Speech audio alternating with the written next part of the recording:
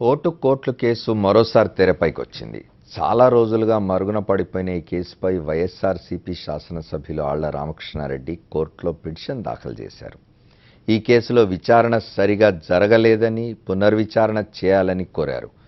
పిటిషన్ను విచారించిన కోర్టు వచ్చే నెల 29లోగా విచారణ పూర్తి చేయాలని ఏసీబీని ఆదేశించింది. ఓటుకు కోట్ల కేసుపై వైఎస్ఆర్సీపీ ఎమ్మెల్యే ఏసీబీ కోర్టును ఆశ్రయించారు.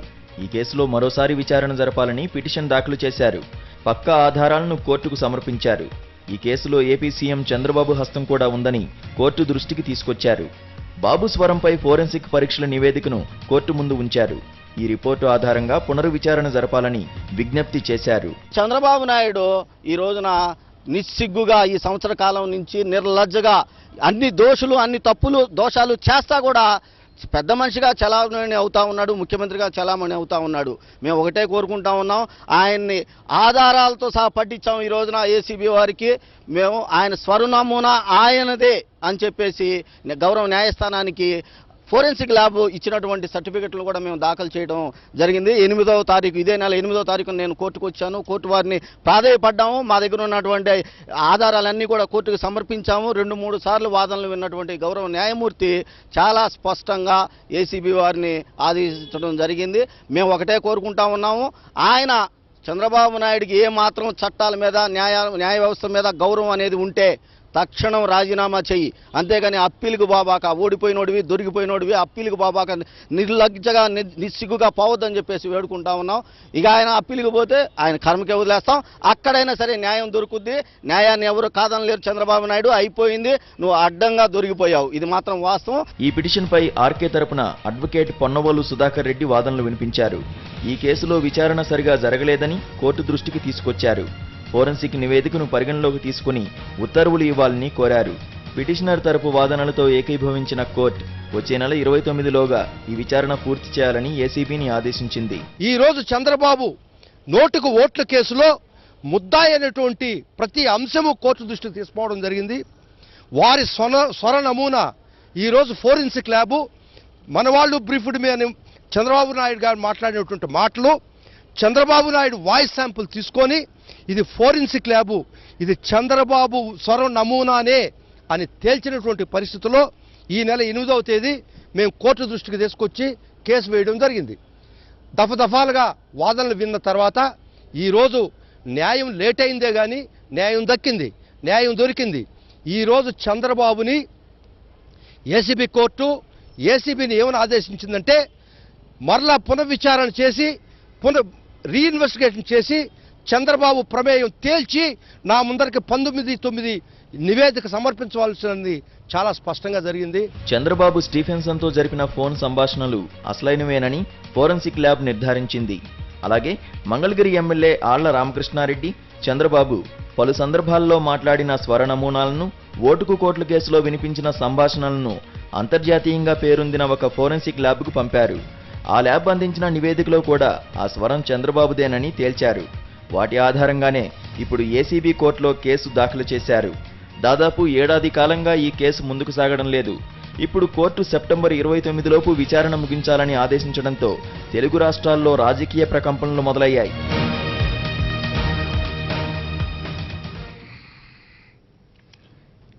ఈ పిటిషన్ దాఖలు చేసిన ఆళ్ల రామకృష్ణారెడ్డి మనతో ఉన్నారు. ముందు వారితో మాట్లాడిన తర్వాత మిగతా పెద్దలతో మాట్లాడదాం. రామకృష్ణారెడ్డి గారు, 3-4 విషయాలు. ఒకటి, మీరు ఆధారాలతో పట్టించామంటున్నారు. ఒకటి. రెండోది, ఆయన అప్పీల్కి వెళ్తారని మీరు ఎందుకు అనుకుంటున్నారు? రెండవది. మూడోది, విచారణ సరిగా జరగలేదంటున్నారు. దానికి ఏంటి హేతు? మీరు విచారణ సరిగా జరగలేనడానికి. నాలుగోది, మీ న్యాయవాది చెప్తున్నారు న్యాయం లేట్ అయినా దక్కింది అంటున్నారు. ఎక్కడ దక్కింది? అప్పుడు ఏమైపోయింది? ఒకటి, first of all Chandrababu Naidu గారి మీద విచారణ అనేది చంద్రబాబు ఆధారాలతో మేము పట్టించామని ఇందా చెప్పానండి. చంద్రబాబు నాయుడు గారే ఒప్పుకున్నారు, నా ఫోన్ ట్యాప్ చేస్తారా మీరు, నా ఫోన్ ట్యాప్ చేస్తారా అని. అంటే ఆయన ఒప్పుకున్నట్టే, నేను మాట్లాడాను, మనవాళ్ళు బ్రీఫ్డ్ మీ వాయిస్ నాదే అని చెప్పి ఒప్పుకున్నట్టే.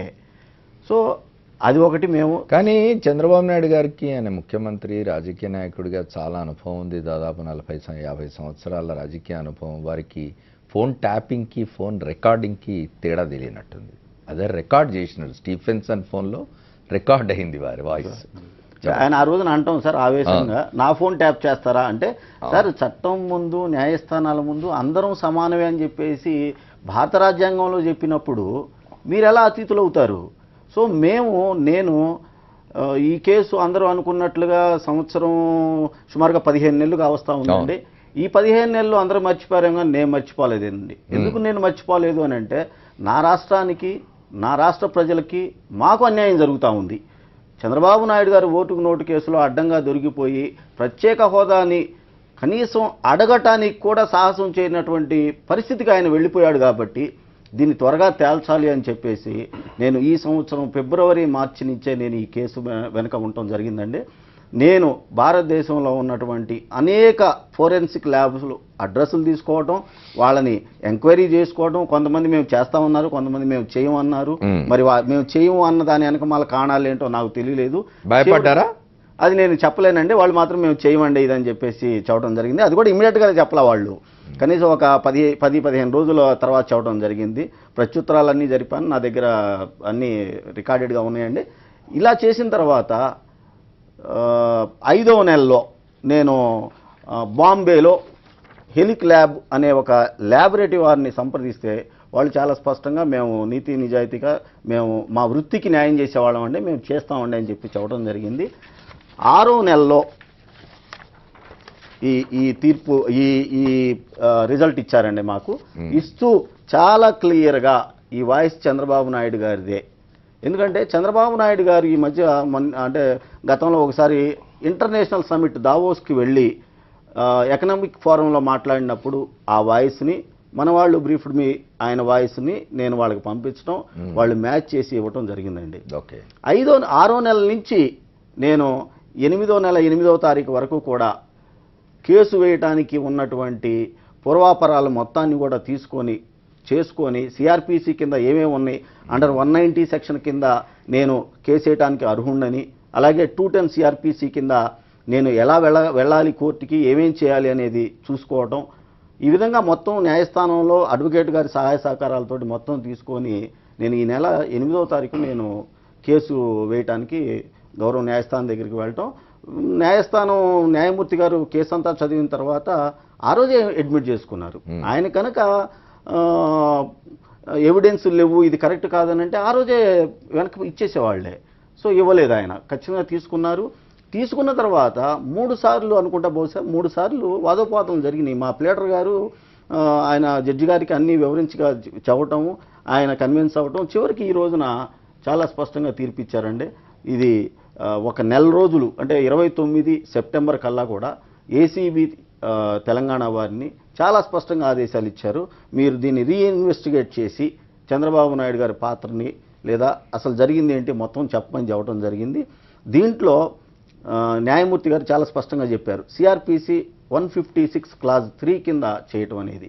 సో నేను అంతగా న్యాయస్థానాలు లా బుక్స్ చదువుకోకపోయినా నాకున్న కొద్దిపాటి పరిజ్ఞానంతో నాకు తెలిసినంత వాటికి ఆ 156 సిఆర్పిసి సెక్షన్ క్లాజ్ 3 కింద ఇన్వెస్టిగేషన్ అంటే ఖచ్చితంగా చంద్రబాబు నాయుడు గారిని ముద్దాయిని చేసే ఈ ఇన్వెస్టిగేషన్ని ముందుకు తీసుకువెళ్ళాలనేది నేను అనుకుంటున్నాను. నేను మళ్ళీ పుస్తకం చదువుకుంటా ఒకసారి.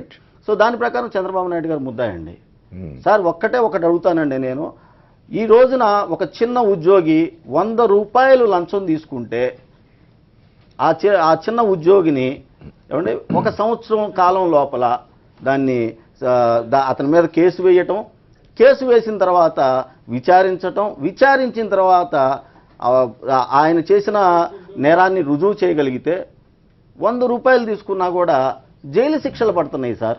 అంత పక్కాగా ఉంది మన భారత రాజ్యాంగం కానివ్వండి, లేదా న్యాయస్థానాలు కానివ్వండి. అలాంటిది 15 నెలల కాలం గడిచిపోతా ఉన్నా కూడా ఒక్కసారి కూడా నోరెత్తినటువంటి పరిస్థితులు ఉన్నాయి. ఒక్క సంఘటన మాత్రం మనం ఎవరు మర్చిపోకూడదు సార్.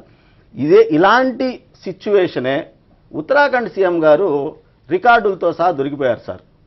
దొరికిపోతే within a span of 1 or 2 months సుమారు 1-2 నెలల కాలంలో ఉత్తరాఖండ్ ముఖ్యమంత్రి గారిని ఢిల్లీకి పిలిపించి మరి సిబిఐ ఎంక్వైరీ చేసి సిబిఐ ముందు నిలబెట్టించారండి.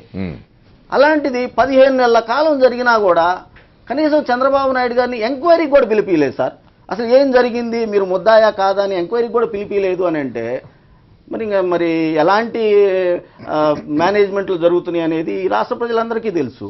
అసలు స్వరం ఆయింది అని చెప్పినా కూడా ప్రజలందరూ నమ్మినా కూడా ఇవాళ న్యాయస్థానాల్లో కనీసం ఆయన ఎంక్వైరీ చేయడానికి కూడా పిలవలేకపోతున్నాయి. దర్యాప్తు సంస్థలు కానివ్వండి, విచారణ సరిగా జరగలేదు ఎందుకని సరే అందుకే అదే అంటున్నా, ఈ విచారణ ఎందుకు సరిగా జరగలేదంటే ఒక చిన్న ఉద్యోగి 100 రూపాయలు లంచం తీసుకుంటేనే వెంటనే పట్టుకొని విచారణలు చేసి 1 సంవత్సర కాలంలోనే ఆయనకి శిక్షలు వేస్తున్నారే నేరం రుజువైతే, అలాంటిది కనీసం 15 నెలల కాలం జరిగితే ఒక ముఖ్యమంత్రిని ఎంక్వైరీ కూడా పిలవిలా. నెంబర్ 1. నెంబర్ 2, ఇందాక నేను చెప్పినట్లుగా ఉత్తరాఖండ్ సీఎం గారు ఇలాంటి వాటిలోనే రికార్డుల్లో దొరికిపోతే సిబిఐ ఎంక్వైరీ చేసి మరి 2 సార్లు ఆయన్ని ఇంట్రాగేషన్కి పిలిపించారు ఢిల్లీకి. మరి ఇంకా ఎలా జరుగుతుందండి? చంద్రబాబు నాయుడు గారి విషయంలో జరగట్లేదు ఇది. అందుకనే నేను కోర్టు గౌరవ న్యాయస్థానానికి వెళ్ళటం, ఉన్న ఎవిడెన్స్లన్నీ పెట్టడం జరిగింది. ఈ రోజున న్యాయమూర్తి ఖచ్చితంగా న్యాయస్థానాల్లో లేదా చట్టాల్లో ఏం చెప్పున్నాయో వాటిని అనుసరించే ఈ రోజున ఆదేశాలు ఇవ్వడం జరిగిందండి. బీజేపీ నాయకులు రామకోటయ్య గారు కూడా జాయిన్ అయ్యారు మనతో, వారితో కూడా మాట్లాడింది. రామకృష్ణారెడ్డి గారు ఒక్కటి చెప్పండి, అంటే తెలంగాణ ప్రభుత్వం ఏమన్నా వెనక్కి తగ్గిందని మీరు అనుకున్నారా? సార్, ఈ కేసు బయటకు వచ్చిన రోజున చంద్రబాబు నాయుడు గారు, కేసీఆర్ గారు ఏమేమి మాట్లాడుకున్నారు, ఏమేమి బెదిరింపులకు దిగారు అనేది ప్రపంచం అంతా తెలిసింది సార్. అలా జరిగింది. ఒక వారం 10 రోజుల తర్వాత ఏం జరిగింది, ఎక్కడ జరిగింది, ఎలా జరిగింది అనేది ప్రజలందరికీ, అంటే ఇప్పుడు 4 గోడల మధ్య ఏం జరుగుతుందనేది ఎవరు చెప్పగలుగుతారు? ఒకటి సార్, ఆ రోజున చంద్రబాబు నాయుడు గారు 5-6 కోట్ల రూపాయలకు పైబడినటువంటి బస్సులో విజయవాడ నుంచి ఏమంటే ఆయన అక్రమంగా అన్యాయంగా ఉంటున్న ఇంటికి కూడా వెళ్ళా, గోడలకి చెవులు ఉంటాయేమోనని భయపడ్డాడు. డ్రైవర్ని దించేసి మరి ఏసీ ఆన్ చేసుకొని ఆ బస్సులో రేత్రల్లా కూడా ప్రజలకు మాత్రం నేను పరిపాలన కోసం ఈ బస్సు కొనుక్కున్నానని చెప్పినటువంటి వ్యక్తి ఆ బస్సులో రేత్రల్లా ఉండి ఎవరెవరితో ఫోన్లు మాట్లాడుకున్నాడో ఏం చేసుకున్నాడో తెలియదు. మొత్తానికి ఆంధ్ర రాష్ట్ర ప్రజల యొక్క ఆత్మగౌరవాన్ని, అభివృద్ధిని మొత్తాన్ని తీసుకువెళ్ళి కేసీఆర్ గారి కాళ్ళ దగ్గర తాకట్టు పెట్టబట్టే 15 నెలలైనా కనీసం కూడా ఎంక్వైరీ స్థాయికి కూడా చంద్రబాబు నాయుడు గారిని పిలవలేకపోయారు అని అంటే మరి ఇక ఎంతవరకు ఈ మేనేజ్మెంట్లు కానీ ఇవన్నీ జరుగుతున్నాయో ప్రజలందరికీ అర్థమైపోతూనే ఉన్నాయి. మనతో కృష్ణకుమార్ గౌడ్ ఉన్నారు, కాంగ్రెస్ అధికార ప్రతినిధి, వారితో కూడా మాట్లాడడం. ఏమనుకుంటున్నారు కృష్ణకుమార్ గౌడ్ గారు? ఇవాళ ఫారెన్సిక్ మామూలుగానైతే ఆ వాయిస్ విని టీవీలలో చూసిన వాళ్ళందరూ కూడా అది చంద్రబాబు నాయుడు గారు మాట్లాడారని అనుకున్నారు. అయితే అది స్పష్టంగా తేలాల్సిన అవసరం ఉంది, దర్యాప్తులో తేలాల్సిన అవసరం ఉందని చెప్పి ఫారెన్సిక్ ల్యాబ్స్కి వాడి తెలంగాణ ఏసీబీ కూడా దాని మీద దర్యాప్తు సాగించింది. ఇవాళ ఏ స్టేజ్లో ఉంది, ఎందుకు ఆగింది అనుకుంటున్నారు, ఏం జరిగింది అనుకుంటున్నారు? ఒకటండి, చంద్రబాబు నాయుడు వెన్నతో పెట్టిన విద్య. ఈ కేసులు ఏవేవైతే అతని మీద పడతాయో పైకోర్టుకి వెళ్ళాలి, క్వాష్ చేయించుకోవడము, స్టేలు తెచ్చుకోవడము ఆయనకు అలవాటు. అది కాకుండా జ్యుడిషియర్ని ఏ విధంగా మేనేజ్ చేయాలో కూడా చాలా మహామేధావి. రకరకాల జ్యుడిషియరీలో కొందరు ఉన్నారు వ్యక్తులు, వాళ్ళు ఇచ్చే సూచనల సలహాల మేరకే ఈయన నడుచుకుంటాడు. 2003లో నేను చంద్రబాబు నాయుడు మద్యం కుంభకోణం కేసు వేసి సాక్ష్యాధారాలతో సహా టేబుల్ మీద పెడితే ఏసీబీ కోర్టు ఇన్వెస్టిగేషన్ ఆర్డర్ చేస్తే 1 వీక్లో పరుగునే వెళ్ళి క్వాష్ చేయించుకున్నాడు హైకోర్టుకి వెళ్ళి. దాని తర్వాత సుప్రీంకోర్టులో కూడా మళ్ళీ నేను కేసు చేసి ఇన్వెస్టిగేషన్ ఆర్డర్ చేయించుకున్నాను. అంటే ఈయనకు అన్ని అలవాట్లు ఉన్నాయి, అన్ని రకాలు చేయడంలో దిట్ట. ఈయనని ఎవ్వరు ఇప్పుడు నేను చెప్తున్నా, పాపం రామకృష్ణారెడ్డి గారు చేసిన దానికి చాలా నేను సంతోషపడుతున్నా, హర్షం వ్యక్తం చేస్తున్నా. కానీ అంటే నేను నా భాషలో చెప్పొద్దు కానీ అటువంటి ఒక మూర్ఖుడనే ఉపయోగించాలి. ఎందుకంటే అటువంటి వ్యక్తి నాకు ఎన్నోసార్లు ధమ్కీలు కూడా ఇచ్చిండు, ఎన్నోసార్లు బెదిరించిండు, కేసు విత్డ్రా చేసుకోమన్నాడు. అయినా కానీ ఏ రోజు కూడా నేను భయపడలేదు. నేను ఒక స్వతహా న్యాయవాదిని, నేను సిటీ బేస్, నేను నాకు ఫోన్లు చేసి కోటలేశ్వర ప్రసాద్ కూడా ఫోన్ చేసిన బెదిరించిండు. అప్పుడు ఈ మొబైల్స్ లేవు, మామూలు ఫోన్స్ ఉండే, ల్యాండ్ లైన్స్ ఉండే. అయినా వాళ్ళకు నేను ఘాటుగానే సమాధానం చెప్పిన, నీతోటి ఏం కాదని. అంటే వీళ్ళ చరిత్ర అనేది అంత అవినీతిమయం. అవినీతి పుట్టిందంటే ఓన్లీ చంద్రబాబు నాయుడు నుంచి అవినీతి పుట్టుకొచ్చింది. అప్పుడు 10,000 కోట్ల రూపాయల కుంభకోణం చేసిండు ఆయన. అంటే అన్ని కేసులు రకరకాలే. అందులో ఈరోజు అది లెక్క పెడితే కొన్ని లక్షల కోట్ల రూపాయలకు ఎదిగిండు. అతడు అన్ని విధాలా కూడా మేనేజ్ చేసుకునే కెపాసిటీ ఉన్న నాయకుడు. నేను చెప్తున్నాను, అతను నిజంగా నీతిమంతుడైతే ఈరోజు చెప్తున్నాను, ఆ తెలుగుదేశం పార్టీ కాదు చంద్రబాబు నాయుడికే సవాల్ విసురుతున్నా, నువ్వు నిజంగా నీతిమంతునివైతే ఈ కేసును ఎదుర్కో, రామకృష్ణారెడ్డి గారు వేసిన కేసును ఎదుర్కొని నీ నిజాయితీని నిరూపించుకోవాలి. దానికి అధికారులందరూ కూడా కరెక్ట్గా ఇక మన తెలంగాణ స్టేట్లో పనిచేస్తే తప్పకుండా చంద్రబాబు నాయుడు గారు జైలుకి వెళ్ళడం ఖాయం. కానీ ఇది జరగకుండా ఆయన ఆంధ్రప్రదేశ్ రాష్ట్ర ముఖ్యమంత్రి. Yes. తెలంగాణ పోలీసులు కానీ తెలంగాణ అధికారులు కానీ ఎందుకు ఆయన కేసు తీసుకోవడానికి భయపడతారు? ఎందుకు ఆయన దర్యాప్తు చేయడానికి, ఆయన మీద ఉన్న కేసులో ముందు పోవడానికి ఎందుకు భయపడతారు? ఒకటే సార్, కేంద్రంలో బీజేపీ ఉంది, వారితో పొత్తుంది. 100% కేంద్రం నుంచి ఆయనకు సపోర్ట్ ఉంటుంది కాబట్టి ఇన్ని రోజులు నీ కేసు నీరు గారింది. 15 నెలలు దాదాపు కావస్తున్నది. ఆ టైంలో కేసీఆర్ గారు కూడా ఎంతో మాట్లాడారు, వదలను ఊకోను లోపల పడేస్తా అది మాట్లాడిన తర్వాత ఈరోజు ఏమైపోయింది, ఇద్దరు చట్టాపట్టాలు వేసుకొని ఆయన పిలుస్తే అక్కడ పోయిండు, వీళ్ళిద్దరు కలిసి అన్నీ చేసుకుంటున్నారు. వీళ్ళ పార్టీలో వేరే పార్టీలకి ఎమ్మెల్యేలను గుంజుకున్నా ఏమంటలేడు, ఆయన పార్టీ నుంచి ఎమ్మెల్యేలను గుంజుకున్నా ఏమంటలేడు, ఎంపీలను గుంజుకుంటున్నా ఏమంటలేడు. అంటే ఇవన్నీ కూడా ఇందులో ఇంటర్నల్గా ఇదన్నీ మ్యాచ్ ఫిక్సింగ్ జరుగుతున్నది కేసీఆర్కి ఈయనకు. కాబట్టి నేను ఏమంటున్నా అంటే సక్రమంగా సమగ్రంగా నిజంగా నీతిమంతుడైతే చంద్రబాబు నాయుడు అప్పీలుకు పోకుండా విచారణకు ఎదుర్కొంటే నిజంగా అన్ని బహిర్గతం అవుతాయి. ఎన్ని కేసులలో అండి, దాదాపు ఎన్నో కేసులలో అన్నింటిలో కూడా అప్పీలుకు పోవాలి, క్వాష్ చేయించుకోవాలి, స్టే తెచ్చుకోవాలి. ఇదే పద్ధతి ఆయనకు ఎప్పటి నుంచి అలవాటు జరుగుతున్నది. ఈ రోజు కూడా చెప్తున్నా, రాష్ట్ర ప్రజలు ఇప్పుడు అందరూ కూడా చాలా, ఇంతమందికి ఇంత మీడియా లేదు, ఇంత పేపర్ లేవు. ఈరోజు ప్రజలలో మొత్తం కూడా ఛానల్స్లలో గంటకి వస్తున్నారు కాబట్టి చెప్తున్నా, ఈయన అవినీతి పరుడు 100%, ఈయన నిజాయితీ పరుడు కావాలంటే విచారణ ఎదుర్కోమనండి. విచారణ ఎదుర్కొంటే అప్పుడు అది బయటపడుతుంది. ఈ ఇద్దరు చంద్రులు రాష్ట్రాన్ని అటు నుంచి ఇటు నుంచి అటు ఇద్దరు కలిసి ప్రజలను మోసం చేస్తున్నారు. వీళ్ళు టీఆర్ఎస్ గవర్నమెంట్ అతనికి సహకరించకుండా సక్రమంగా సమగ్రంగా దర్యాప్తు చేపడితే 100% చంద్రబాబు నాయుడు జైలు పోవడం ఖాయం. ఓకే కృష్ణ కుమార్ గౌడ్ గారు, అంత భారతీయ జనతా పార్టీ టీఆర్ఎస్ నాయకులు ఇద్దరున్నారు. ఈ రెండు పార్టీల మీద కూడా విమర్శ వస్తున్నది ఈ కేసు విషయంలో. వాళ్ళిద్దరితో మాట్లాడదాం. ఒక షార్ట్ బ్రేక్ తీసుకొని వచ్చి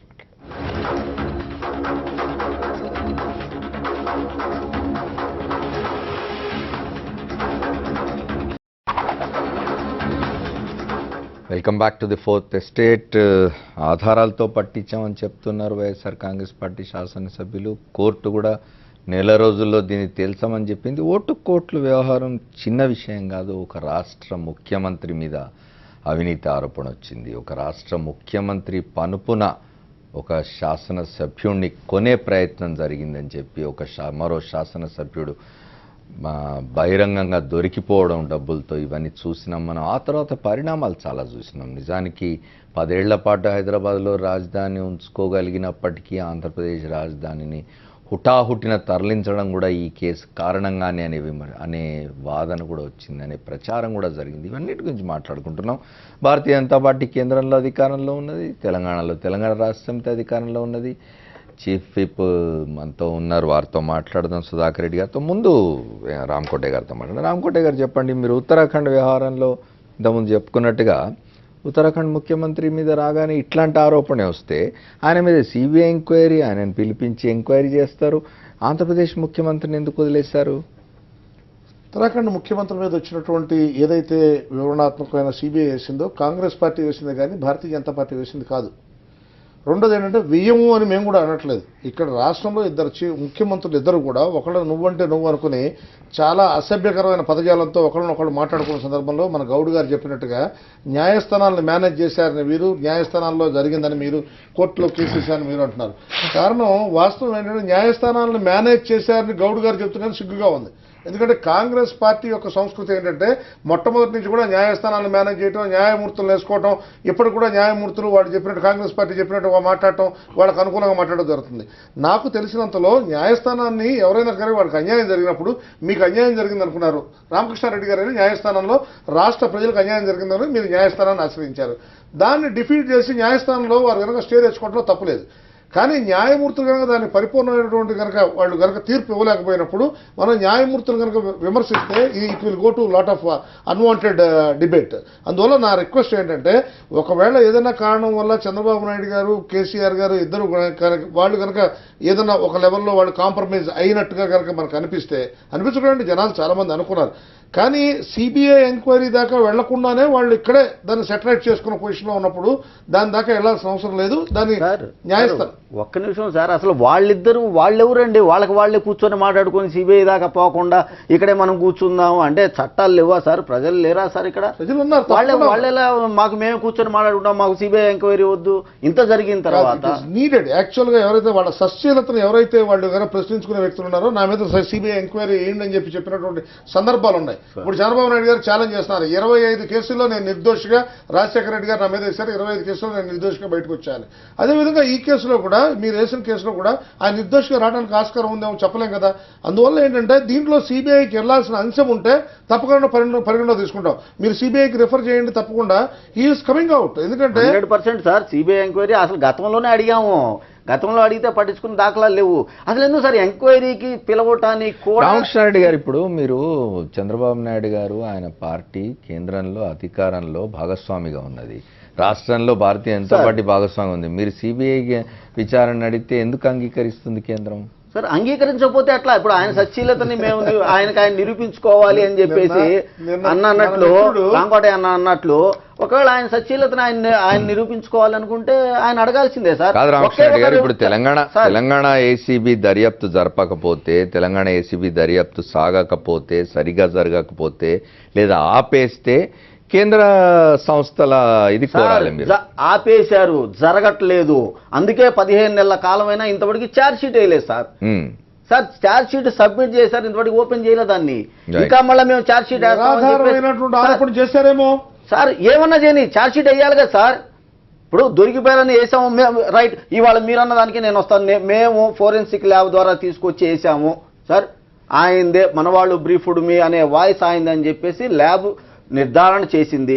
ఇవాళ రేపొద్దున ఏమనండి, ఛార్జ్ షీట్ వేసి ఏమనండి, నిందితుడిని చేయండి చంద్రబాబు నాయుడు గారిని. ఎవరు కదన్నారు సార్? ఒక్కటే సార్, ప్రజాస్వామ్యంలో మొన్నే చూసాం సార్, గ్రేట్ బ్రిటన్ ఆయన ప్రెసిడెంట్గా, ప్రధానమంత్రి యూరోపియన్ యూనియన్ నుంచి ఒక రెఫరెండం వస్తేనే పక్కకి వెళ్ళిపోయాడు సార్. సర్లేండి, ఆయనే సర్దుకొని ఆయనే బ్యాన్ లో పెట్టుకొని సామాన్ హ్యూమిలిటీ మనకెక్కడ?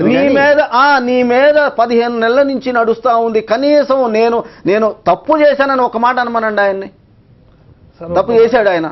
సార్ 1 మినిట్, మీరు చెప్పారు కాంగ్రెస్ పార్టీ మేనేజ్ చేస్తని. సుష్మా ఇప్పుడు కాంగ్రెస్ బీజేపీ తగాదగాదు, మన ఇక్కడ ఓటు కోట్ల వ్యవహారం మాట్లాడుకుంటున్నాం. ఒకటి రామకోటే గారు, ఇప్పుడు వారు చెప్తున్న దాని ప్రకారం ఈ కేసు, ఇప్పుడు వారి వాయిస్ మీరు అన్నారు అది నిరాధారమైనవి కాబట్టి దర్యాప్తు ఆగిపోయి ఉండవచ్చు అని. ఇప్పుడు ముఖ్యమంత్రి స్థాయి వ్యక్తి, ఇక్కడ ఒక ముఖ్యమంత్రి, అక్కడ ఒక ముఖ్యమంత్రి. ఇక్కడ ముఖ్యమంత్రి చాలా స్పష్టంగా ఒక బహిరంగ సభలో చెప్పినారు, నల్గొండ జిల్లాలో నువ్వు జైలుకు వెళ్ళక తప్పదు, నువ్వు జైలు కూడు తినక తప్పదు అని చెప్పారు. అంత నిరాధారమైనదైతే అంత ఆథెంటిక్గా ముఖ్యమంత్రి ఎట్లా మాట్లాడతారు? ఈ 15 నెలల కాలంలో ఏం జరిగింది? మీరు కేంద్రంలో ఉన్నారు, ఏం జరుగుతోంది? వాస్తవానికి మా దృష్టికి వచ్చినా కూడా దీనికి సంబంధించినటువంటిది ఇద్దరు ముఖ్యమంత్రుల మధ్య ఉన్నటువంటి గొడవ ఏదైనా జరిగితే ఆ రాష్ట్రాన్ని పరిరక్షించాల్సిన అవసరం కేంద్రం మీద ఉంది. వాళ్ళిద్దరిని కూడా గవర్నర్ గారికి పిలిచి చెప్పారు, మీరు ఆలోచన చేయండి, వాళ్ళిద్దరు ఇట్లా మాట్లాడుకోవడం వల్ల ఇబ్బందికరమైన పరిణామం ఉందని చెప్పారు. వారు గవర్నర్ గారి దగ్గర కూడా మాట్లాడుకోవడం జరిగింది. గవర్నర్ గారు కూడా ఈ విషయాన్ని పరిశీలించి అనవసరమైన విషయాల్లో ఎక్కువగా మాట్లాడటం వల్ల దేశంలో ఉన్నటువంటి ఈ 10 కోట్ల మంది ఆంధ్రులు ఇబ్బందికరమైన పరిస్థితుల్లో ఉన్నారు, మీరు ఇట్లా మాట్లాడుకోవడం మంచిది కాదని చెప్పడం జరిగింది. కాబట్టి ఆ సందర్భంలో వాళ్ళు ఏమన్నా కాంప్రమైజ్ ఏమన్నా అవటం జరిగిందేమో తెలియదు. కానీ దీని కనుక ఆధారాలు కనుక ఉంటే కనుక వాళ్ళు చూపిస్తే we don't have any objection. We are the first people to say ఇలాంటి ఇష్యూస్ వచ్చినప్పుడు తప్పకుండా.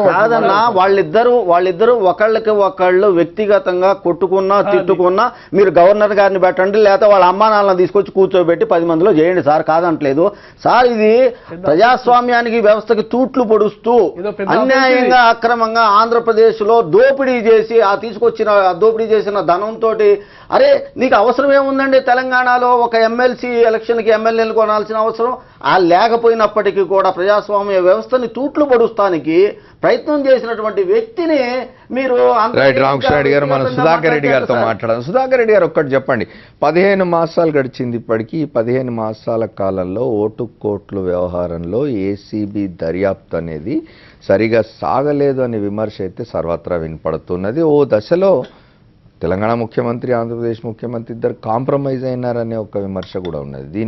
ఇది బహుశా తెలంగాణ రాష్ట్రానికి, ప్రభుత్వానికి మంచిది కాదనుకుంటా.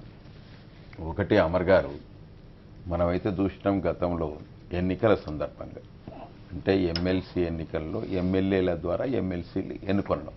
అవును, దాంట్లో ఎన్నుకున్న సందర్భంగా ఎమ్మెల్యేలను కొనుగోలు చేసుట్లో రెడ్ హ్యాండెడ్గా పట్టుబడినటువంటి విషయాన్ని అందరం చూసినాం. దాంట్లో రేవంత్ రెడ్డి గారే స్పష్టంగా పోయి స్టీవెన్సన్ను కొనుగోలు చేసేట్లో వారు ఆ విధంగా జరిగింది. కాబట్టి ఆ రకంగా జరుగుతున్నటువంటి ఒక వ్యవహారాన్ని స్వయంగా రాష్ట్ర ప్రభుత్వం కూడా, ఎందుకంటే ఏసీబీకి అప్పచెప్పి ఏసీబీ ద్వారానే విచారణ జరిపించి ఏసీబీ కోర్టులో కేసు నడుస్తుంది. ఒక నిఖారసైనటువంటి ఒక ప్రభుత్వం కాబట్టి మేము అటువంటి కోర్టు వ్యవహారాల్లో జోక్యం చేసుకోదు ప్రభుత్వం. కాబట్టి ప్రభుత్వం జోక్యం చేసుకుంటా నిజంగా నిర్ధారణ జరుగుద్దనేటువంటి ఒక దృక్పథంతో మేము దాంట్లో జోక్యం చేసుకోవాలి. ఇప్పుడు రామకృష్ణారెడ్డి గారి యొక్క వాదన ఏమిటంటే ఆ విచారణ సందర్భంగా జాప్యం జరుగుతుంది. జాప్యం జరుగుటే కాకుండా సరి అయినటువంటి ఇంతవరకు ఛార్జ్ షీట్ వేయలేదు. అదే అంటున్నా ఉంటుంది కదా, ఎవరు ఏసీబీ ఒకటి ఛార్జ్ షీట్ వేయలేదు, రెండోది మీరు న్యాయస్థానాలకు పోయిన తర్వాత నిజమే న్యాయస్థానాలు ఇచ్చే తీర్పు కోసం వెయిట్ చేస్తారు. కానీ ఇంత జరిగితే మీరు చంద్రబాబు నాయుడు గారిని సరే A1 Revanth Reddy, A2, A3, A4, A4, A5 గానే చంద్రబాబు నాయుడు గారు ఉండాలిగా, ఎందుకు లేరు? అది ఆ విషయం అమర్ గారు మనం కేసు చూస్తున్నాం. సాధారణమైనటువంటి కేసు అయితేనో మన ప్రభుత్వం ఇక్కడ ఏసీబీ కోర్టులో ఏసీబీ కేసు వేసాం కాబట్టి ఏసీబీని మనమే ఒకవేళ ఆ విధంగా మనమే ఆయన మీద ప్రివేల్ అయినాం అనుకోండి. మీరు ప్రివేల్ కమ్మని కాదు, ఏసీబీ తప్పు చేసింది. ఏసీబీ ఏదైతే చంద్రబాబు నాయుడు గారిని అక్యూజ్డ్ గా పెట్టకుండా ఏసీబీ తప్పు చేసిందా? ఏసీబీ ఏదైతే వ్యవహారం ఉన్నదో అక్కడ టేప్ అంతా కూడా ఏసీబీ మొత్తం కోర్టు ముందు ఉంచింది. ఏదైతే ఆధారాలు కావాలనో కోర్టు ముందు ఉంచింది. ఆ కోర్టు ఇంతవరకు దాన్ని తేల్చలేకపోతుంది. కాబట్టి తేల్చలేదు కాబట్టి కోర్టులో మళ్ళీ పిటిషన్ వేసిన రామకృష్ణారెడ్డి గారు. ఎందుకంటే మీ కోర్టులో ఇంతవరకు పరిష్కారం అయితలేదు, విచారణ కూడా సరిగ్గా జరుగుతలేదు. కాబట్టి ఆ విచారణను సరిగ్గా నిర్వహించేటట్టుగా ఇగో నా దగ్గర ఆధారాలు ఉన్నాయి అనేటువంటి ఒక నిజ నిర్ధారణతోటి ఆయన ఆధారాలు కూడా సమర్పించాడు. అప్పుడు ఏసీబీ కోర్టు ఏసీబీని ఆదేశించింది, 30 రోజుల్లోగా ఒక విచారణ జరిపించి మళ్ళీ రీ ఎంక్వైరీ చేయండి, చేసి దానికి పూర్తి ఆధారాలతో రండి అనేటువంటి సమాచారం ఇచ్చింది. కాబట్టి రామకృష్ణారెడ్డి ఎస్టులో తప్పులేదు, మేము కూడా వారికి సపోర్ట్ చేస్తాం. ఎందుకంటే న్యాయం తప్పకుండా, న్యాయం మీద మేము నమ్మకం ఉన్నటువంటి యొక్క వ్యక్తులం కాబట్టి మేము ఎట్టి పరిస్థితుల్లో దాంట్లో జోక్యం చేసుకోమనేటువంటి మొదటి నుంచి కూడా చెప్తూ వస్తున్నాం. కోర్టు పని కోర్టు చేస్తూ వస్తా అంటే, చట్టం పని చట్టం చేస్తా అంటది. కాబట్టి మేము దాంట్లో జోక్యం చేసుకునేటువంటి అవకాశం ఉండదు. కాబట్టి మా రాష్ట్ర ప్రభుత్వం నిఖారసైనటువంటి ప్రభుత్వం. కాబట్టి కోర్టు ఏది తీర్పు ఇచ్చినా ఆ తీర్పు కట్టుబడి ఉండి ఆచరణ చేసేటువంటి ప్రభుత్వం మా ప్రభుత్వం. అంటే ప్రజా కోర్టు కూడా తీర్పు కట్టుబడి ఏదానికైనా కట్టుబడి. మరి ఎమ్మెల్యేలందరినీ ఏ విధంగా తీసుకెళ్తారు? అది తప్పు. ఎందుకంటే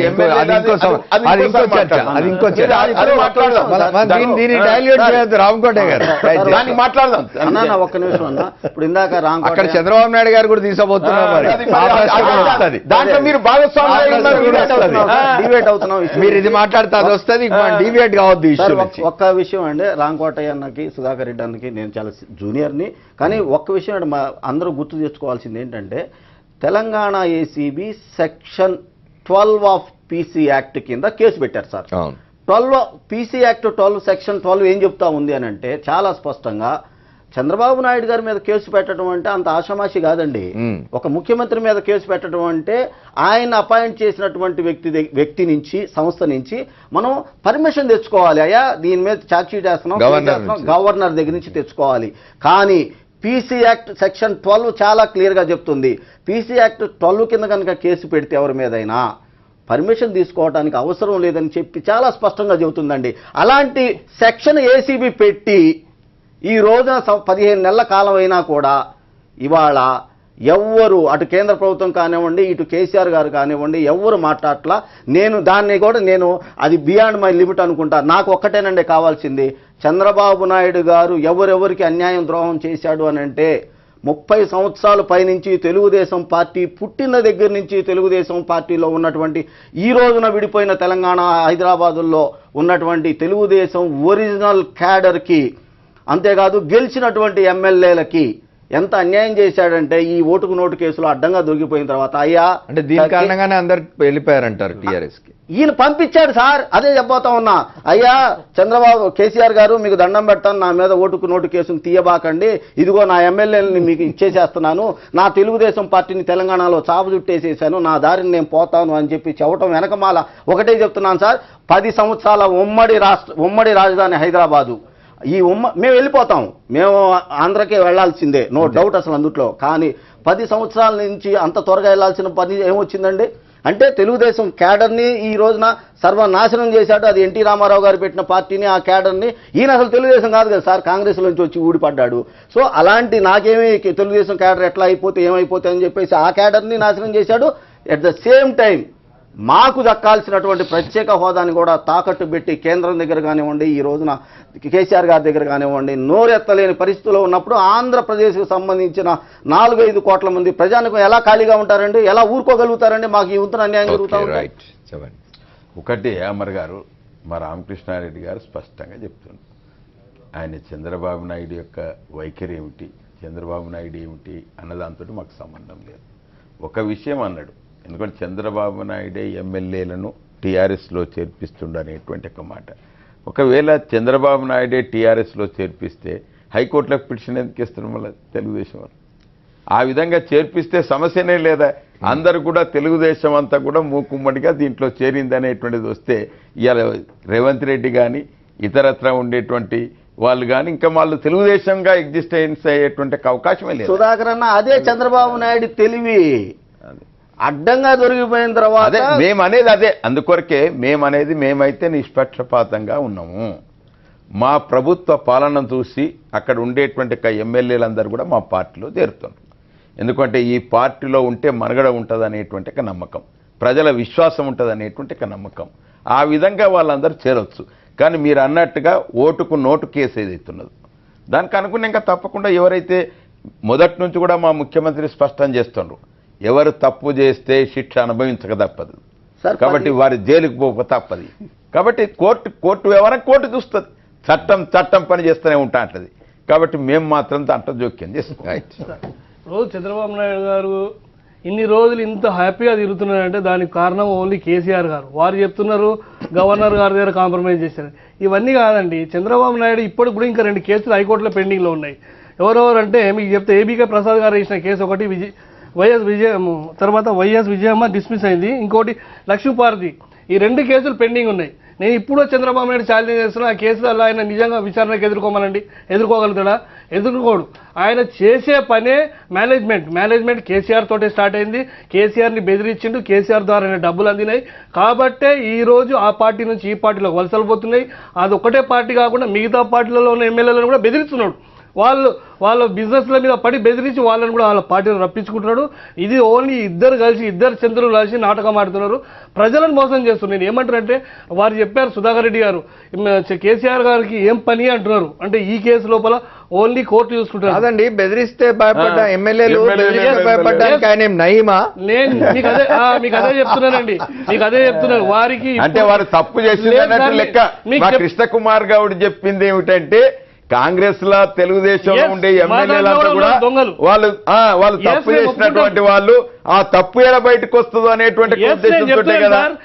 కాబట్టి ఏది ఏమైనప్పటికీ కూడా పార్టీ మారిన వాళ్ళందరూ కూడా వాళ్ళకందరికీ బిజినెస్లు ఉన్నాయి. ఆ బిజినెస్ లు కాపాడుకోవడానికి కేసీఆర్ గారు బ్లాక్ మెయిల్ చేసి లోపల గుంజుకుంటారు. దీనికి ఓటుకు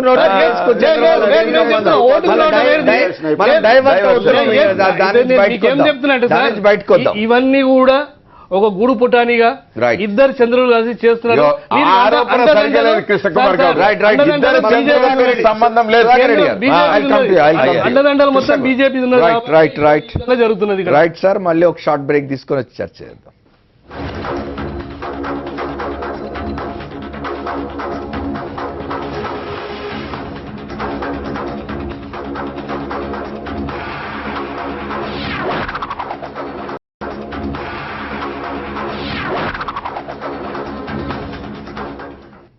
welcome back to the fourth estate. మనం ఓటు కోట్లు వ్యవహారం మాట్లాడుకుంటున్నాం. చాలా జరిగినాయి. ఇప్పుడు రామకోటయ్య గారు మీరు చెప్పాలి. ఇప్పుడు తెలంగాణ అంటే రాష్ట్ర విభజన తర్వాత 2 రాష్ట్రాలు ఏర్పడి 2 ప్రభుత్వాలు ఏర్పడినప్పుడు 2014 జూన్లో 10 సంవత్సరాల పాటు రాజధానికి ఉమ్మడిగా ఉంటుంది అనుకున్నారు. గవర్నర్ ఇద్దరికి 2 రాష్ట్రాలకు ఒకే గవర్నర్ కొనసాగుతున్నారు. 10 సంవత్సరాలు ఉన్నప్పటికీ ఓటు కోట్లు వ్యవహారం చేసి ఇక్కడి నుంచి వెళ్ళిపోయిన తెలుగుదేశం పార్టీ లేదా గవర్నమెంట్ ముఖ్యమంత్రి చంద్రబాబు నాయుడు గారి మీద ఇవాళ రామకృష్ణారెడ్డి కేసు వేసినారు. ఆయన ఇన్వాల్వ్మెంట్ ఉంది ఇందులో అని చెప్పి. సెంట్రల్ గవర్నమెంట్ ఎందుకు మిన్నకుంటున్నది, ఎందుకు చూస్తూ ఊరుకుంటున్నది దీన్నంతా? వాళ్ళు ఏదో కాంప్రమైజ్ చేసుకున్నారు గవర్నర్ దగ్గర అంటే, ఇది గవర్నర్ దగ్గర కాంప్రమైజ్ చేసుకోవడానికో ఇంక పెద్దల దగ్గర కాంప్రమైజ్ చేసుకోవడానికో కుల పంచాయతీ కాదు, ఓ గట్టు తగాదా కాదు, ఇద్దరు వ్యక్తుల మధ్య ఉన్న పొరపచ్చాలు కావు. ఎట్లా దీన్ని సమర్థించుకుంటుంది భారతీయ జనతా పార్టీ కేంద్రంలో? కేవలం మీ భాగస్వామ్యం ఎందుకు రక్షిస్తున్నారా? ఎట్టి పరిస్థితుల్లో మా భాగస్వామ్యం అయినందువల్ల రక్షించడం అనేది ఎట్లా కాకుండా, ఈ రాష్ట్రంలో ఎప్పుడైతే నాకు రాజధాని కావాలి, రాజధాని నిర్మిస్తానో అక్కడ నేను వెళ్ళి భూమి సేకరించాలి, నాకు కావాలి అనుకుని ఆయనంతటా ఆయనగా వెళ్ళి నేను ఇక్కడ ఉంటే తప్పితే మిగతా అడ్మినిస్ట్రేషన్ రాదనే ఉద్దేశంతో చంద్రబాబు నాయుడు గారు గుంటూరు వెళ్ళడం జరిగింది. అక్కడ ప్రత్యేకంగా ఒక ఇల్లు తీసుకుని అక్కడ ఉండి అక్కడ ఉన్నటువంటి సేకరణ కార్యక్రమం చేశారు. ఇది రాష్ట్రానికి ఒక విధంగా సంపద సేకరించి పెట్టినట్టే. కారణం ఏంటంటే ₹1 ఖర్చు కూడా లేకుండా 33,000 ఎకరాలు ఆయన సేకరించారు. ఇది మనం హర్షించదగ్గ విషయం. అయితే ఈ క్రమంలో ఆయన ఏమంటారంటే, నేను కనుక ఇక్కడ కనుక కూర్చుంటే కనుక అడ్మినిస్ట్రేషన్ అంతా హైదరాబాద్ చుట్టూ తిరుగుతుంది, పనులకు వచ్చేవాళ్ళంతా హైదరాబాద్ వస్తారు, నేను కనుక అక్కడ ఉంటే మంత్రులు కూడా అక్కడికి వస్తారు కాబట్టి అనే ఉద్దేశంతో తాత్కాలికంగా ఒక రాజధాని ప్రాంతాన్ని పెట్టుకుని ఇబ్బందికరమైన పరిస్థితులు కూడా చంద్రబాబు నాయుడు పైసా ఖర్చు లేకుండా 33,000 ఎకరాలు అంటే వాళ్ళకి డబ్బులు ఇవ్వరా మరి? కాదు, వాళ్ళకి డబ్బులు ఉండటం కాదు, భాగస్వాములు అభివృద్ధిలో భాగస్వాములు రైతులను ఎలా చేశారు, రూపాయి ఇవ్వట్లేదు కదా. అది ఇంకో ఇష్యూ. ఒక్క నిమిషం అన్న, ఇప్పుడు మీరేమన్నారంటే ఇక్కడికన్నా కూడా అక్కడ పరిపాలన అక్కడికి ఆయన స్వయంగా వెళ్ళి కూర్చొని పరిపాలన చేస్తే త్వరగా రాజధాని అవుద్దని చెబుతున్నారు అన్న. ఈ ఓటుకు నోటు కేసు జరిగే వరకు కూడా, అంతకు ముందు రోజు వరకు కూడా కేసీఆర్ గారి మీద విరుచుకుపడ్డాడు ఇదే చంద్రబాబు నాయుడు. సెక్షన్ 8 నాకు హక్కు ఉంది, మాది, మమ్మల్ని నువ్వేమో పోలీస్ స్టేషన్ మాది, మేము పెడతామని అన్నాడు, ఏసీబీ ఉందన్నాడు. అలాంటి మనిషి మరి మీరు ఇప్పుడు చెప్పినట్టుగా ఎలా అక్కడికి పరిపాలన కోసం వెళ్తాడన్నా? అంటే అర్థమైపోలేదు సార్. తెల్లారి పడికి ప్లేట్ మార్చేశాడు. వాస్తవంగా వివాదాస్పదమైన వ్యాఖ్యలు చేయాల్సిన అవసరం లేని కాదు. వాస్తవంగా ఏంటంటే ఆ రోజు జరిగినటువంటిది ప్రజలంతా కూడా చాలా ఇబ్బంది పడ్డారు. రాష్ట్రంలో తెలుగు నేర్చుకున్నటువంటి వాళ్ళు ఇద్దరు ముఖ్యమంత్రులు మాట్లాడుకునే విధానాన్ని చూసి బాధపడ్డారు. యాక్చువల్ దీని మీద చాలా దాదాపుగా ఒక 50 నుంచి 60 డిబేట్లు జరిగిన ప్రతిసారి కూడా ఇబ్బందికరమైన పరిస్థితిలో ఉంది. ఏంటంటే ఆయన మాట్లాడారు, ఈయన మాట్లాడారు, ఇద్దరు చాలా అసభ్యంగా కూడా మాట్లాడుకున్నారు. మనం మామూలుగా కూడా మాట్లాడుకోలేని భాషలో కూడా కేసీఆర్ గారు మాట్లాడారు. అదేవిధంగా ఆయన కూడా నేను కూడా పోలీస్ స్టేషన్లో పెట్టిస్తానని మాట్లాడారు. కానీ ఏంటంటే ఆ తర్వాత వారు ఇచ్చిన వివరణ ఏంటంటే, నాకు రాజధాని కోసం నేను వెళ్తున్నాను, రాజధాని నాకు అవసరం, నా ముఖ్యం, ఇక్కడ ఉండి ఈ గొడవలు పట్టడం కంటే నేను అక్కడికి వెళ్ళి చేయటం ముఖ్యం కదా అనే ఉద్దేశంతో నేను వెళ్తున్నానని చెప్పడం జరిగింది. కాబట్టి ఏంటంటే ఒకళ్ళు చెప్పింది విశ్వసించాల్సిన అవసరం మాకుంది. భారతీయ జనతా పార్టీగా దీంట్లో ఎట్టి పరిస్థితిలో తల వంచి చేసినటువంటి పని ఏమీ లేదు. యాక్చువల్గా వాళ్ళంతా వాళ్ళుగా ఏదైనా విషయంలో మాట్లాడుకుని వారంతా వారు మానుకుని వాళ్ళలో అభివృద్ధి కోసం ఆలోచన చేస్తుంటే స్వాగతిస్తున్నాం. వాళ్ళు మంచి పని చేస్తున్నారని ఆలోచిస్తున్నాం. కానీ ఏంటంటే ఈ విషయంలో ఇప్పుడు మీరు చెప్పినట్టుగా ఏదైనా కోర్టు పరిధిలో ఉన్న దాని గురించి వ్యాఖ్యానించడానికి మనకు ఎటువంటి ఇది లేదు. ఎందుకంటే ఏసీబీ కోర్టు వాటికి సంబంధించిన వాటిలో ఆ గవర్నమెంట్ వాళ్ళు చూసుకోవాల్సిన అవసరం ఉంది. ఇది భారతీయ జనతా పార్టీ దీంట్లో ఎట్టి పరిస్థితుల్లో ఏమీ ఇది లేదు. మా మిత్రులైనా కూడా చట్టం దాని పని చేసుకుపోతున్న విధంగా జరుగుతుంది తప్పకుండా. దీంట్లో చాలా మంది నిన్న పవన్ కళ్యాణ్ గారు మాట్లాడుతూ కోర్టులకు భయపడి మీరు చేయట్లేదని అంటున్నారు. అదేమీ కాకుండా కూడా ఏమైనా లొసుగులు ఉన్నాయని అడుగుతున్నారు. లొసుగులు ఉన్నా లేకపోయినా ఏం చేసినా ఒకటి రామకోటయ్య గారు, మీరు పవన్ కళ్యాణ్ ప్రస్తావన తెచ్చారు కాబట్టి ఒక మాట చెప్పాలి. ఆయన ఏమన్నారంటే మొన్న బహిరంగ సభలో తిరుపతిలో, మీరెందుకు కేంద్రానికి భయపడుతున్నారు చంద్రబాబు నాయుడు, మీకు ఏమైనా లొసుగులు ఉన్నాయా, సిబిఐ అంటే భయం ఉందా, మీకు ఏమైనా లొసుగులు ఉన్నాయా అని అన్నాడు. ఏమైనా ఉన్నాయా లొసుగులు అట్లాంటి మీరు అని పట్టుకున్నా? ఆయనకి లొసుగులున్నా లేకపోయినా వాటి గురించి అసలు మనం ఏం మాట్లాడాల్సిన అవసరం లేదు. రాష్ట్రానికి కావాల్సినటువంటి అన్ని రకాల సదుపాయాలు చేయడానికి భారతీయ జనతా పార్టీ సిద్ధంగా ఉంది. ఈ విషయంలో కూడా తగిన త్వరలో దీనికి ఒక అవగాహనతో కూడినటువంటి ప్రత్యేక హోదా రావడానికి ఆస్కారాలు కనబడుతున్నాయి. తప్పకుండా ఈ విషయాలను నరేంద్ర మోడీ గారు పరిశీలిస్తున్నారు. కాకపోతే ఏంటంటే జనసేన కూడా మనతో పాటు కలిసి పోటీ చేసి ఆ రోజున ఉన్నటువంటి రాజకీయ సమీకరణలో ఆయన కూడా ఉన్నారు కాబట్టి ఆయన అడగడానికి ఆస్కారం ఉంది. అడిగారు, ప్రజల తరఫున అడగడంలో ఉన్నటువంటి తప్పేం లేదు. దాన్ని కూడా స్వాగతిస్తున్నారు. కేవలం మోదీ గారు చంద్రబాబు నాయుడు గారు జనసేన రాజకీయ పార్టీ అని గుర్తిస్తున్నట్టుగా ఉన్నారు. ఆయన ఒక్కడే అధ్యక్షుడిగా ఉన్నాడు, పార్టీ ఎక్కడ లేదు, పార్టీ నిర్మాణం కూడా లేదు. రామకృష్ణ రెడ్డి గారు చెప్పండి, ఇప్పుడు వారు అంటున్నారు ఎక్కడైనా కూడా లీడర్ ఒకళ్ళే ఉంటారు. రామకోటయ్య గారు చెప్పినా సుధాకర్ రెడ్డి గారు చెప్పినా చెప్తుంది ఏంటంటే చట్టం తన పని తాను చేసుకోబోతుంది అని అంటున్నారు. కానీ సుధాకర్ రెడ్డి గారు మీరు ఒకటి చెప్పాలి, ఈ కోట్ల వ్యవహారం వచ్చిన తర్వాత ఎంత తీవ్రమైన ఏమంటారు ఆగ్రహం, ద్వేషాలు వీటన్నిటి ప్రదర్శించుకున్న తర్వాత ఇద్దరు ముఖ్యమంత్రులు కూడా వీరు అమరావతి వెళ్ళొచ్చారు శంకుస్థాపనకి, వారు యజ్ఞానికి వచ్చిపోయారు. వీటన్నిటిని బయట ప్రజలు ఎట్లా చూస్తున్నారండి? ఏమిటండి మీరు చెప్పేది? ఒక కేసులో ఇంత దూరం పోయిన తర్వాత అసలు మామూలు మనుషులైతే ముఖాలు కూడా చూసుకునే స్థితి ఉండదు. ఏం జరుగుతుందంట? పోలీస్ స్టేషన్ గారు వస్తే, పోలీస్ స్టేషన్ కి కొత్త ఇన్స్పెక్టర్ వస్తే ఆ ఏరియాలో చాలా స్ట్రిక్ట్ చేస్తాడు. చేసేవారికి అందరు అవినీతి పరులు అందరూ కూడా వచ్చి అందరు చుట్టుపక్కల ఏరి డబ్బులు ఇస్తారు. ఇదే విధంగా కేసీఆర్ గారు కూడా బెదిరించి భయపెట్టించి ఆయన దగ్గరికి డబ్బులు వేరే విధంగా దండుకొని ఈ రోజు కామ్ అయిపోయాడు. కాదు కృష్ణకుమార్ గౌడ్ గారు, బెదిరించి భయపెట్టిస్తే ఎమ్మెల్యేలు పార్టీలో చేరుతంటే ప్రజాస్వామ్యం ఇది. ప్రజలు ఉంటారు, ప్రజలు తిరుగుబాటు చేస్తారు. మీరు ఆ రోజు ఎన్టీ రామారావు ఒకవేళ ఆ రకంగానే పోతే ప్రజలు తిరుగుబాటు చేసిన మొత్తం ఇలా ప్రజలందరూ కూడా హర్షిస్తారు. రిజైన్ చేసి గెలవమనండి, ఏమంటారు అంటే రిజైన్ చేసి గెలవమనండి, వాళ్ళని ప్రజలలో కొమ్మనండి. ఇటైనా పర్లేదు, తెలంగాణ పర్లేదు, ఆంధ్రప్రదేశ్ అయినా పర్లేదు సార్. కృష్ణకుమార్ గౌడ్ గారు మీరు ఒక విషయం మీరే ఆలోచించండి. మొదటిసారి ఎన్టీ రామారావు మీద తిరుగుబాటు చేసిన ఎమ్మెల్యేలు చేస్తే వారికి తగిన శాస్త్ర, రెండోసారి అదే రకంగా చెప్తే మరి ఏం చెప్పలేకపోయినరే చేసినంటే. కాబట్టి అది లెక్కలకు రాదు. ఇప్పుడు మీరు అన్నట్టుగా రాష్ట్ర ప్రభుత్వం యొక్క బాధ్యత ఓటుకు నోటు వ్యవహారంలో సరి అయినటువంటి యొక్క ఆధారాలతో పాటు వారిని పట్టించడం జరిగింది.